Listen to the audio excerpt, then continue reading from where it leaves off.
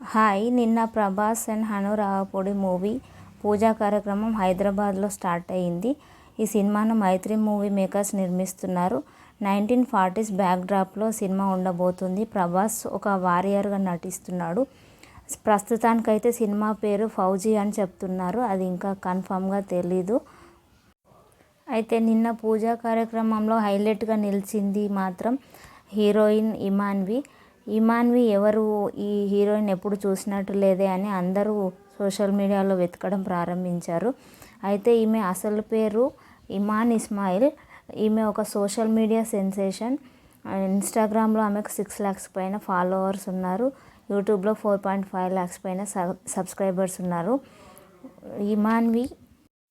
ఇమాన్వి ఒక actor, dancer, choreographer, అలాగే social media influencer.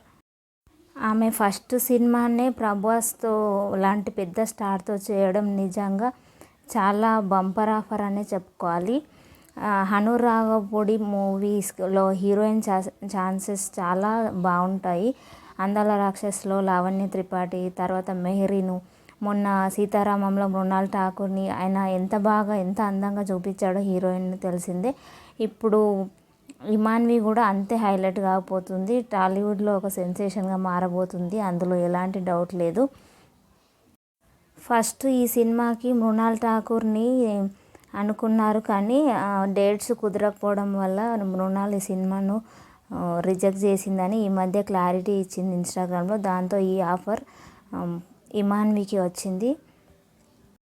Prabhas Imanvi పేరు కూడా చాలా బాగుంది చూడడానికి. నిన్న సోషల్ మీడియాలో మొత్తం వీళ్ళ ఫొటోసే చక్కర్లు కొట్టాయి.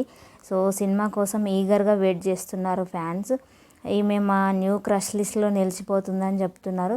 చూడాలి మరి ఈ బ్యూటీ టాలీవుడ్లో ఎంతవరకు నిలదొక్కుంటుందో.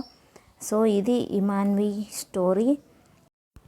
ప్రభాస్ వరుస హిట్లతో దూసుకుపోతున్నాడు. సో ఈ సినిమా కూడా పెద్ద హిట్ కావాలని ఫ్యాన్స్ కోరుకుంటున్నారు.